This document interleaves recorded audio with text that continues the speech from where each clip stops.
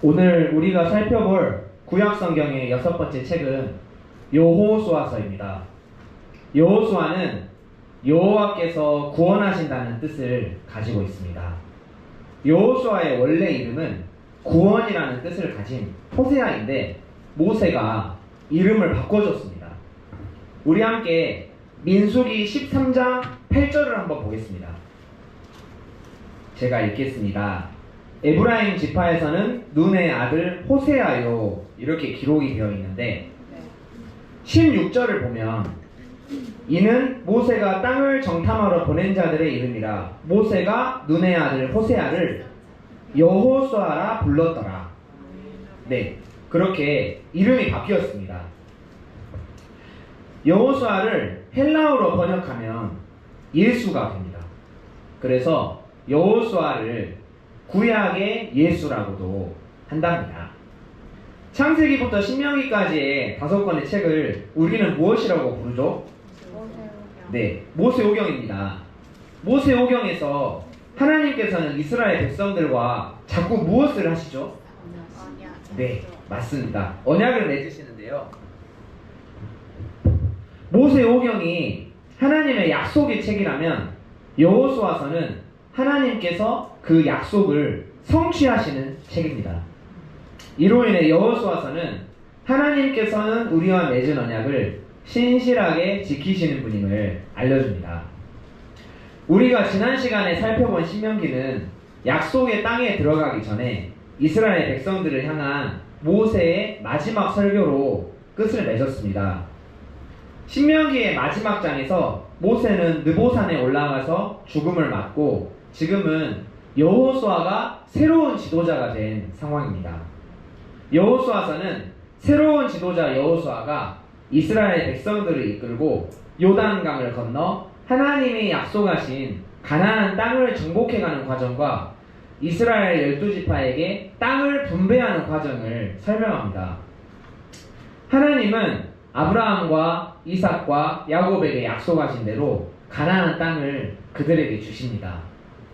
이스라엘 백성들이 의롭거나 신실해서가 아니라 하나님이 무엇을 하셨기 때문이죠?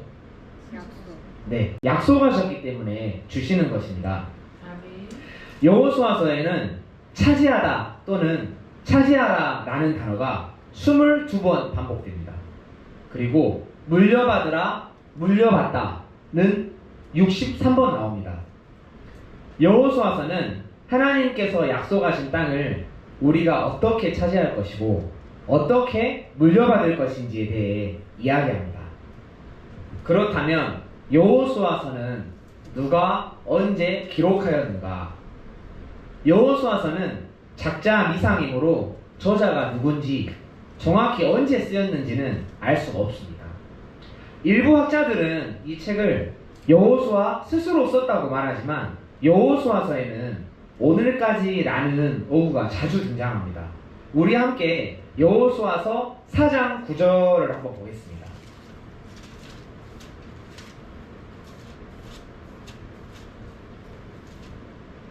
찾으셨을까요? 네, 제가 읽어보겠습니다. 여호수아가 또 요단 가운데 곧 언약궤를 맨 제사장들의 발이 선 곳에 돌 12를 세웠더니 오늘까지 거기에 있더라. 오늘까지라는 표현이 등장하죠. 그리고 5장 9절을 살펴보면 9절에도 여호와께서 여호수아에게 이르시되 내가 오늘 애굽의 수치를 너희에게서 떠나가게 하였다 하셨으므로 그곳 이름을 오늘까지 길갈이라 하느니라. 그리고 한 장만 더 살펴보겠습니다. 7장 26절을 보면 그 위에 돌 무더기를 크게 쌓았더니 오늘까지 있더라.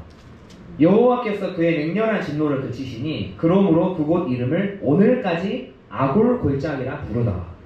전부 다 마지막에 오늘까지라는 어구가 보이죠. 이 어구가 말해주는 바는 이 책이 쓰여진 시점이 책이 말해주는 사건들에서 어느 정도는 떨어져 있었다는 것을 알려줍니다. 이해되셨을까요? 네. 그래서 여호수아의 마지막 장 24장에는 여호수아의 죽음이 기록되어 있습니다. 그래서 학자들은 여호수아가 죽은 지 어느 정도 시간이 지난 후에 이 책이 완성되었다고 보고 있는데 대략 주전 15세기 말에서 13세기로 보는 견해가 주류를 이루고 있습니다. 그러니까 예수님이 오시기 전 이 1500년에서 1300년 정도 전에 기록이 되었다고 보고 있는 것입니다. 여호수아서는 역사서에 속합니다. 여호수아서의 저자가 가장 중요하게 여기고 가장 강조하고자 한 것은 이 역사적 사건들 속에서 하나님의 일하심입니다. 그래서 여호수아서를 신학적 역사라고 부르기도 합니다. 먼저 여호수아서의 전체 구성을 간략히 살펴보겠습니다. 1장에서 5장은 이스라엘이 가나안에 들어가는 과정에 초점을 맞춥니다. 가나안 땅을 정복하기 위한 준비 작업을 하는데 여리고성을 취하기 위해 2명의 정탐꾼을 보냅니다. 그리고 드디어 요단강을 건너 길갈에 진을 치고 그곳에서 할례를 행하고 유월절을 지키는 것으로 이야기가 끝이 납니다. 6장에서 12장은 가나안 땅을 정복하는 과정입니다. 하나님의 도움으로 여리고 성을 무너뜨린 사건이 6장에 나오고 아이성 전투에서 패배한 사건이 7장에 나타납니다. 이 사건들은 아까 개요에서 살펴본 것처럼 이스라엘의 전쟁이 하나님의 거룩한 전쟁임을 알려줍니다. 또한 이 전쟁에서의 승리는 전적으로 하나님과 맺은 언약에 대한 순종에 있음을 달려있음을 보여주고 있습니다. 우리 12지파, 12지파의 땅 분배 사진을 한번 화면으로 보겠습니다. 조금 확대를 해주시겠습니까? 잘 보이시나요? 글자가 작아서. 네, 보이시죠? 권사님 보이세요? 네. 그 13장은 요단강을 건너기 전 므낫세 반지파 그리고 르우벤과 갓 지파가 요단 동편에 정착한 일을 다시 언급합니다. 요단강이 보이시나요? 우리 수지자매님 한번 요단강을 표시해 주시겠습니까? 네, 요단강이 있는데 요단강 동쪽에 므낫세 반지파, 갓 지파, 르우벤 지파가 있습니다. 그래서 요단강을 건널 때는 동쪽에서 서쪽으로 건너는 것입니다. 14장에서 19장은 요단강을 건너 여호수아와 함께 정복한 요단 서편 땅들의 목록이 나옵니다. 므낫세 반지파를 비롯해서 나머지 9지파의 땅 분배 목록이 나오는데 이스라엘 역사에서 주도적인 역할을 하게 될 유다, 에브라임, 베냐민 지파에 초점이 맞춰져 있습니다. 여기서 퀴즈를 하나 드리겠습니다. 지도를 보시면 뭔가 이상한 점이 하나 있습니다. 무엇일까요?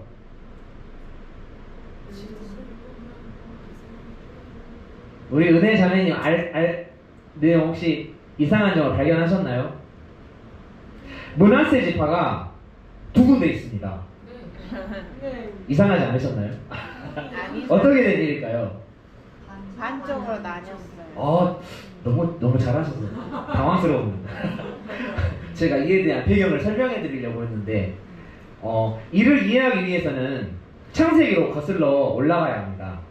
요셉이 아들을 둘 낳습니다. 누구를 낳았죠? 에브라임. 네, 에브라임과 므낫세입니다. 그런데 요셉의 아버지인 야곱이 에브라임과 므낫세를 자신의 아들로 입양합니다. 자신의 손자들을 아들로 입양한 것입니다.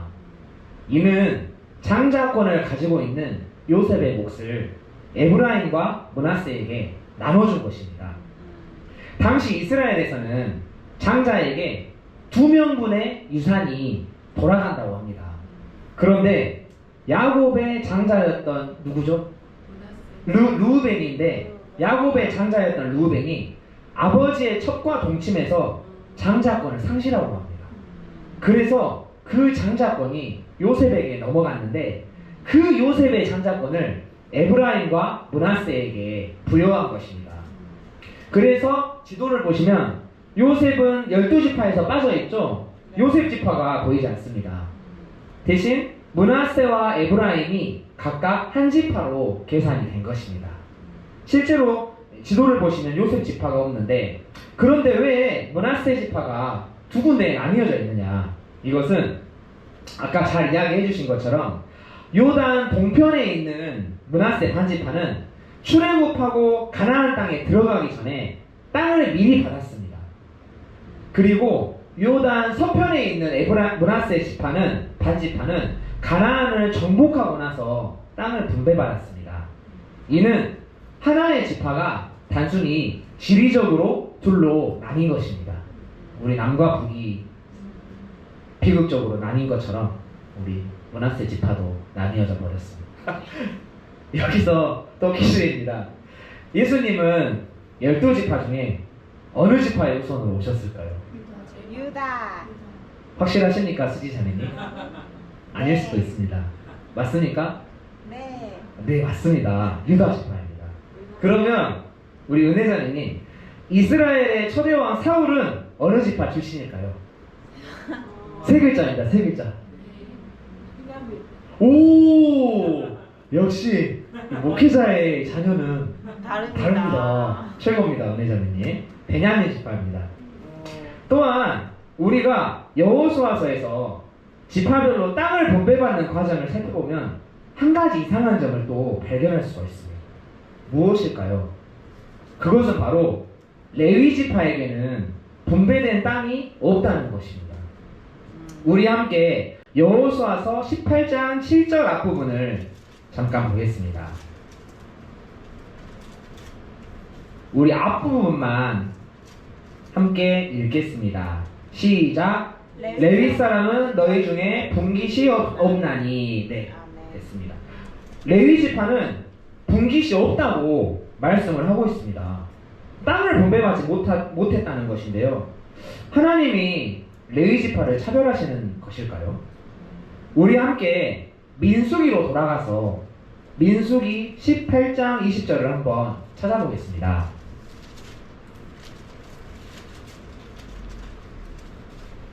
민수기 18장 20절입니다. 찾으셨나요?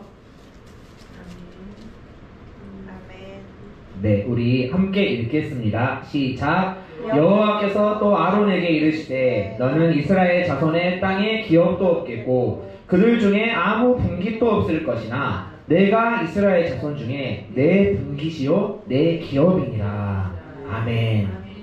레위 지파가 가나안 땅 분배에 참여하지 못한 이유는 그들이 하나님께 특별히 구별된 제사장 지파였기 때문입니다.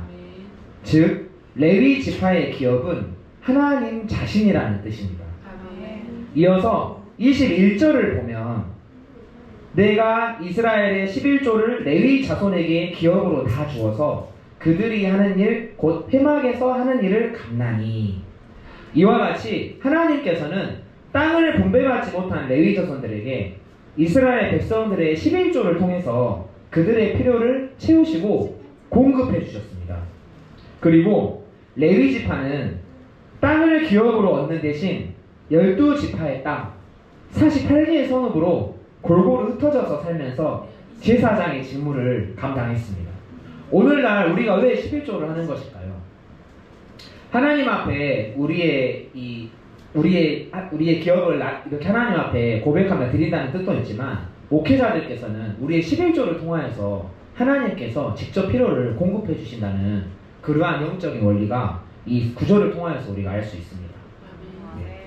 자, 20장에서 여호수아서 20장에서 21장은 요단 동편과 서편에 각각 3개씩 마련된 도피성의 지역이 열거되어 있습니다.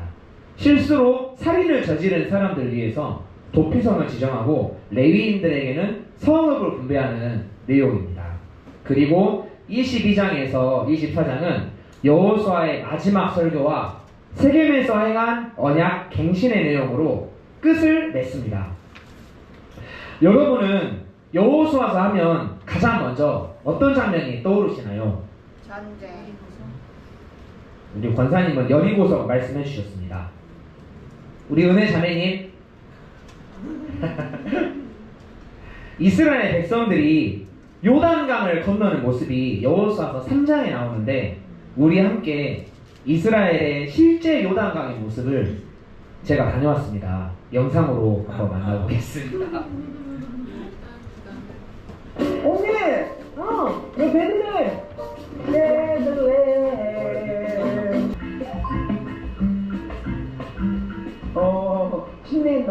피곤하고 막 갖고 온다 사람들. 아 여기 세라터니까. 응? 잠깐만요. 네. 이게 요단강이에요? 네. 이게 오다. 이거예요? 이거예요?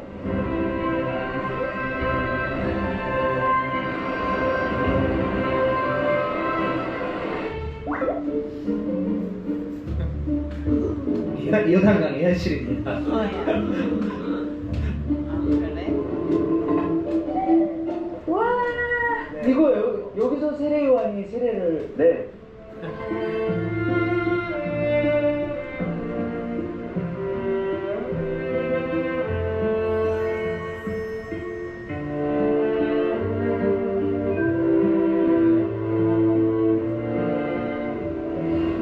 너무 솔직하면 안 되는데 너무 요단강이 네. 나만이 안 들어가면 나만도 이런 표현을 쓰잖아요. 네. 물이 아람 지역에 더 크고 더 깨끗한 건 맞는데 이런 물에 들어가야 네. 되냐. 아, 이런 물이라고 하는 게 왜 그런지 네, 알겠어요. 이런 물이라고 할 때 그 네. 마음이 좀 느껴지죠. 네. 그러나 이름으로 들어갔을 때 네. 7번째 그 눈눈병이 고쳐지게 되는 놀라움이죠.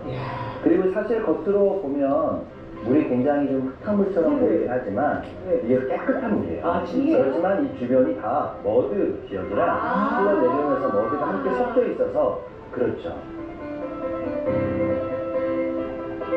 그래서 건너편에 보면 국기 보이죠? 국기. 네네네. 저기 요르단. 아.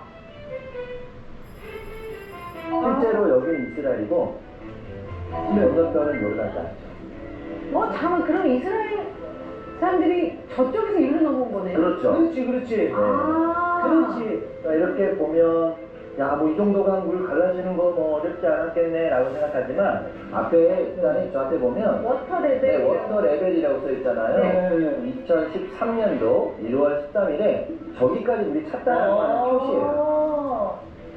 그러니까 갑자기 비가 내려서 그 빗물이 여기에 모이니까 그 당시에는 이 지역이 다 폐쇄될 정도로 아. 그러니까 저 정도만 쌓여도 지금 굉장히 넓은 지역까지 물이 찼다는 거죠. 어쩔 수 없지. 네. 근데 이제 성경 시대에는 물도 훨씬 많았고 출애굽의 시기를 밀과 보리를 추수했던 그런 시기라고 한다면 그때가 한참 넘남했을 당시였던 거죠.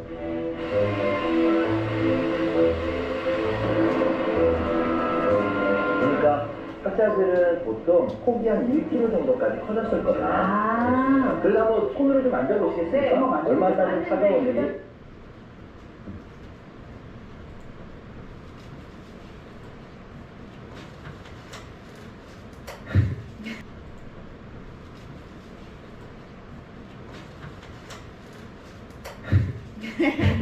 여러분, 요단강의 모습이 우리가 상상했던 모습과는 조금 다르지 않은가요? 달라요. 저는 요단강에게 실망했습니다.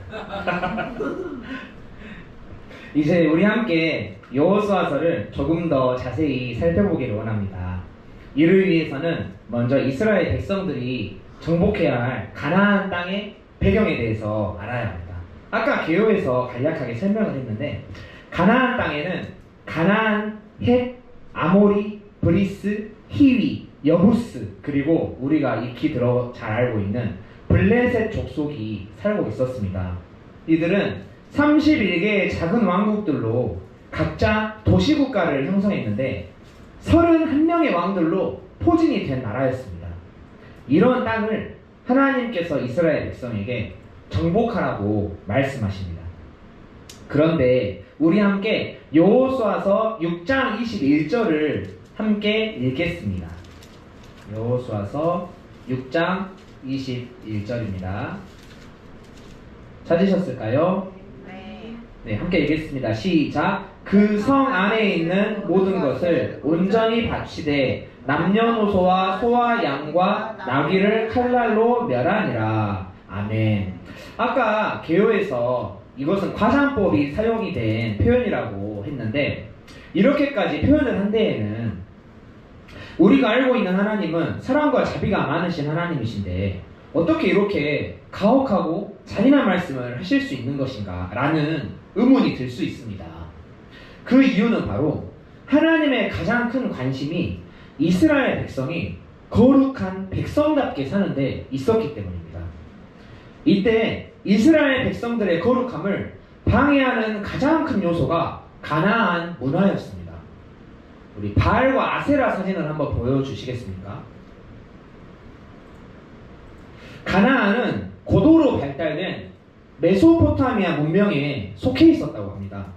인본주의 사상과 각종 우상과 죄악이 만연한 곳이었습니다. 농업의 신으로 풍요를 주는 남자 신인 바알이 있었고, 출산을 관장하는 신인 아세라 여신이 있었습니다. 이 바알과 아세라 여신이 가나안에서 섬기는 대표적인 우상들이었습니다. 이런 우상들은 이스라엘 백성들이 이 가나안 땅에서 살아가는 과정 가운데 영적으로 도덕적으로 타락하게 만들었습니다. 그래서 하나님은 이스라엘 백성들이 살아갈 그 가나안 땅을 새롭게 하시기를 원했고, 이스라엘 백성들이 그 땅의 문화에 젖어서 변질되어 적당히 타협하며 살아가는 것이 아니라 순도 100%의 정결하고 거룩한 흠이 없는 땅으로 만들어서 살기를 원하셨던 것입니다. 그래서 여호수아서의 정복 전쟁이 가나안 땅에 있는 우상 숭배를 제거하기 위한 하나님의 거룩한 전쟁이라고 불리우는 것입니다. 이 전쟁은 가나안의 죄에 대한 심판으로 하나님의 공의를 만천하에 선포하는 전쟁이었고, 이 전쟁의 승패는 군사력이나 무기가 아니라 하나님 말씀에 대한 순종 여부에 달려 있었습니다. 다시 앞으로 가서 우리 여호수아서 1장 2절부터 9절 말씀을 교독하겠습니다. 1장 2절부터 9절 말씀입니다. 제가 2절 읽겠습니다. 내 종 모세가 죽었으니 이제 너는 이 모든 백성과 더불어 일어나 이 요단을 건너 내가 그들 곧 이스라엘 자손에게 주는 그 땅으로 가라. 내가 모세에게 말한 바와 같이 너희 발바닥으로 밟는 모든 것을 내가 너희에게 주었느니 곧 광야와 이 레바논에서부터 큰 강 곧 유브라데 강까지 헷 족속에 온 땅과 또 해지는 쪽 대해까지 너희의 영토가 되리라. 내 평생에 너를 대적을 찾아오시니 내가 모세와 함께 있었던 것 같이 너와 함께 있을 것이니라. 내가 너를 떠나지 아니하며 버리지 아니하니 강하고 담대하라. 너는 내가 그들의 조상에게 맹세하여 그들에게 주리라 한 땅을 이 백성에게 차지하게 하리라. 오직 강하고 굳게 담대하여 나의 종 모세가 내게 명령한 그 율법을 다 지켜야 하고 물러나지 않지 말라. 나를 명령한 것까지 행하리니 이 율법책을 내 입에서 떠나지 말게 하며 주야로 그것을 묵상하여 그 안에 기록된 대로 다 지켜 행하라. 그리하면 내 길이 평탄하게 될 것이며 내가 형통하리라. 나에게 명령한 것에게 명령을 강하고 담대하라. 두려워하지 말며 놀라지 말라. 내가 어디로 가든지 내 하나님 여호와가 너와 함께하느니라 하시니라. 아멘. 하나님께서는 여호수아에게 주신 이 본문 말씀을 통해 우리에게 깨달음을 주십니다. 그것은 바로 하나님의 명령에 따라 행해지는 거룩한 전쟁을 수행해야 한다는 것입니다. 그리고 우리가 기억해야 할 것은 이 전쟁 가운데 하나님의 주도와 참여가 있다는 것입니다. 이는 여리고성 전투를 앞두고 여호와의 군대 대장이 여호수아 앞에 나타난 사건을 통해서도 알 수 있습니다. 우리 함께 여호수아서 5장 13절에서 15절을 보겠습니다. 제가 읽겠습니다. 여호수아가 여리고에 가까이 이르렀을 때에 눈을 들어 본즉 한 사람이 칼을 빼어 손에 들고 마주 서 있는지라.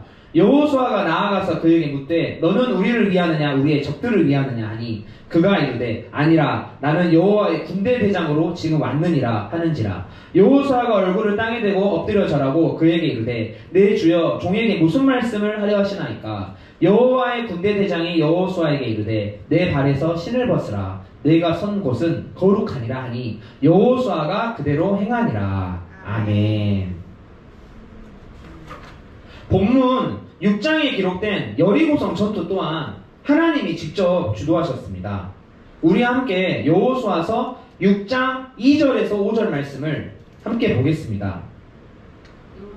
2절부터 함께 읽겠습니다. 시작. 여호와께서 여호수아에게 이르시되 보라 내가 여리고와 그 왕과 용사들을 내 손에 넘겨주었으니 너희 모든 군사는 그 성을 둘러 성 주위를 매일 한 번씩 돌되 엿새 동안을 그리하라.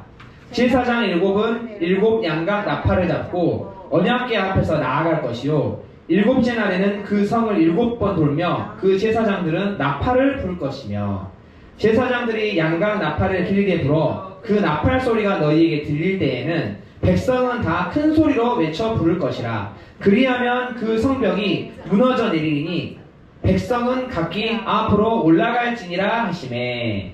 아멘. 우리 20절을 함께 읽겠습니다. 시작. 이에 백성은 외치고 제사장들은 나팔을 불매 백성이 나팔 소리를 들을 때에 크게 소리질러 외치니 성벽이 무너져 내린지라. 백성이 각기 앞으로 나아가 그 성에 들어가서 그 성을 점령하고. 아멘. 이스라엘 백성들은 무엇을 한 것이죠? 엿새 동안 성벽을 돌았습니다. 7일째의 제사장들은 나팔을 불고 백성들은 크게 소리질러 외쳤습니다. 그랬더니 어떻게 되었죠? 성벽이 무너졌습니다. 여호와의 군대 대장이 여리고성이 무너지기 앞전에 여호수아에게 나타났고, 그리고 하나님께서 명령하셨을 때 그 이스라엘 백성들이 그대로 행하였더니 성벽이 무너진 것입니다. 이스라엘 백성들은 무력을 사용하지 않았습니다. 하나님이 그들을 대신하여서 싸우신 것입니다. 그 견고했던 여리고 성벽이 무너지는 현장을 또 제가 지난주에 다녀왔습니다. 영상으로 만나보겠습니다. 우리가 여호수아서를 읽으면서 기억해야 할 2가지 사실이 있습니다. 첫 번째는 하나님이 아브라함과 그의 자손에게 이 땅을 기업으로 주겠다고 약속하신 것이 이 가나안 땅을 정복함으로 마침내 성취되었다는 것입니다.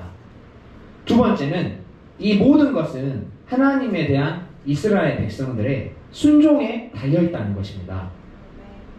여리고성 전투에 이은 아이성 전투를 앞두고 아간이라는 인물이 하나님의 명령을 어깁니다.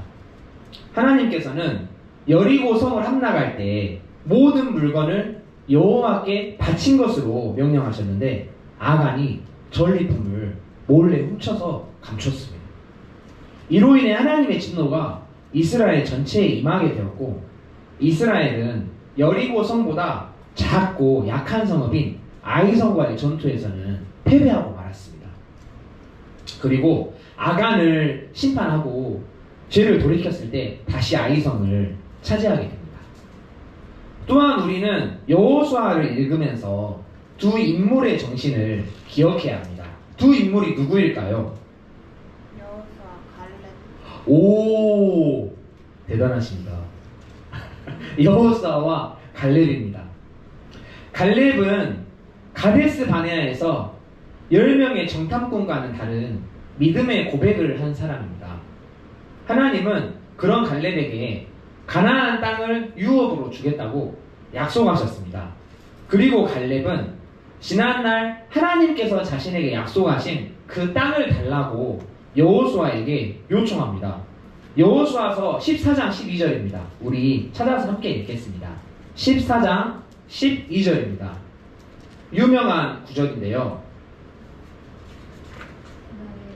네, 읽겠습니다. 시작. 그날에 여호와께서 말씀하신 이 산지를 지금 내게 주소서. 당신도 그날에 들으셨거니와 그곳에는 아낙 사람이 있고 그 성읍들은 크고 견고할지라도 여호와께서 나와 함께 하시면 내가 여호와께서 말씀하신 대로 그들을 쫓아내리다 하니. 아멘. 갈렙이 하나님으로부터 받은 땅은 아낙 자손 중에서 가장 강한 용사가 버티고 있는 곳이었습니다. 그런데 갈렙은 그런 땅을 자기에게 달라고 이야기를 하고 있는 것입니다. 우리가 갈렙에게서 배워야 할 것이 무엇일까요? 오직 약속의 말씀만을 붙드는 믿음입니다. 가장 위험하고 어려운 땅도 여호와께서 나와 함께 하시면 내가 그들을 쫓아내리이다. 담대히 선포하는 믿음의 배짱과 용기입니다. 우리에게 이러한 갈렙의 정신이 필요합니다. 두 번째, 여호수아입니다. 여호수아는 세겜에 모인 이스라엘 백성들에게 마지막 메시지를 남깁니다. 우리 여호수아서 24장 15절을 함께 읽겠습니다.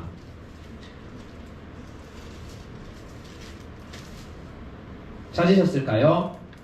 네, 읽겠습니다. 시작.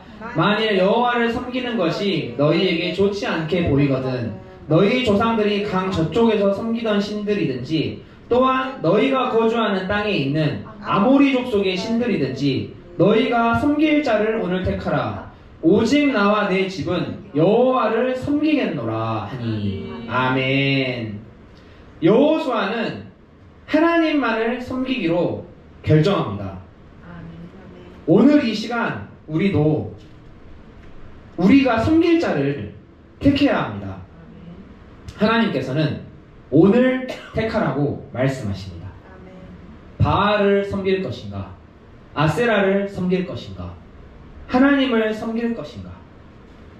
우리가 살아가는 지금 이 시대는 이루 말할 수 없이 수많은 바알과 아세라의 신전과 우상들이 질비합니다. 모든 종교에는 구원이 있다는 종교다원주의, 절대의 진리를 부정하고 해치하는 포스트 모더니즘, 인본주의 사상, 이슬람의 물결, 무신론 유물론에 기반하여 사람의 목숨을 파리만도 못하게 여기는 북한과 중국의 공산주의, 하나님의 창조 질서를 되져가는 동성애 차별금지법, 신천지 하나님의 교회 여호와의 증인 제7일 안식교와 같은 이단과 무속신앙, 샤머니즘 이외에도 미디어를 비롯한 수많은 도구들을 통해 우리 사회와 문화에는 우상들이 깊숙이 스며들어 있습니다. 눈으로 보고 귀로 듣고 손으로 만지는 모든 것마다 바알과 아세라의 문화가 도사리고 있습니다. 그러나 지금 이 시간 이곳에 모인 우리에게는 여호수아서 24장 15절의 고백이 우리의 고백인 줄로 믿습니다.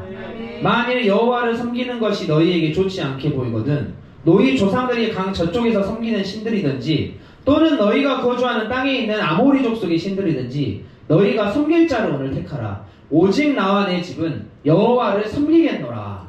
아멘이십니까? 아멘. 오늘을 살아가는 우리에게 하나님께서는 여호수아를 통해 말씀하고 계십니다. 우리 여호수아서 1장 8절을 다시 읽겠습니다. 1장 8절입니다.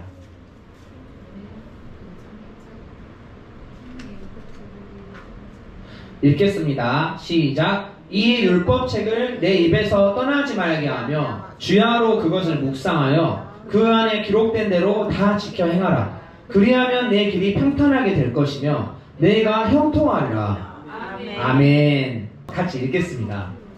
24장 마지막 장입니다. 25절에서 27절의 말씀입니다. 찾으셨을까요?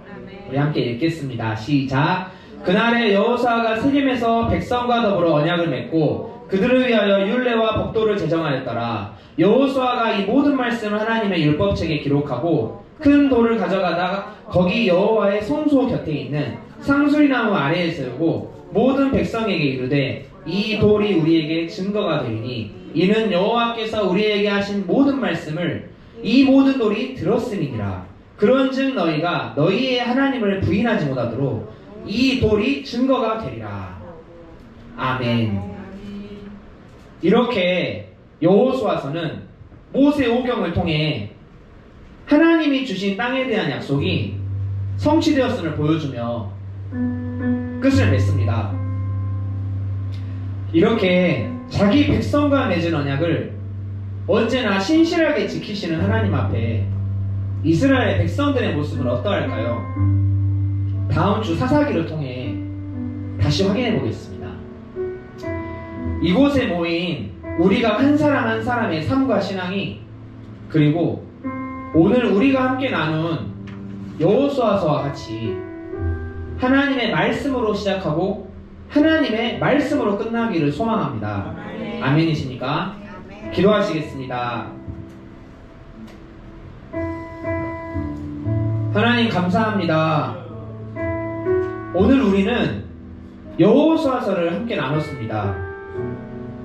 이스라엘 백성들의 수많은 반역과 불순종에도 불구하고 하나님께서는 이스라엘 백성들을 가나안으로 인도하셨습니다. 그리고 그 땅을 취하게 하셨습니다. 언약에 신실하신 하나님, 우리의 삶도 하나님 앞에 신실하기를 원합니다. 이 율법책을 내 입에서 떠나지 말게 하여 주야로 그것을 묵상하여 그 안에 기록된 대로 다 지켜 행하라. 말씀하신 주님의 음성 앞에 믿음으로 순종하기를 원합니다. 우리의 인생길에 어떠한 시험과 고난과 어려움이 찾아와도 너희가 섬길 자를 오늘 택하라. 오직 나와 내 집은 여호와를 섬기겠노라. 담대하게 고백하는 굳센 신앙이 되기를 원합니다. 환난의 때에 주님만 붙들고 살게 하여 주시옵소서. 우리의 생각과 마음, 의지를 주관하여 주시옵소서. 예수님의 이름으로 기도드렸습니다. 아멘.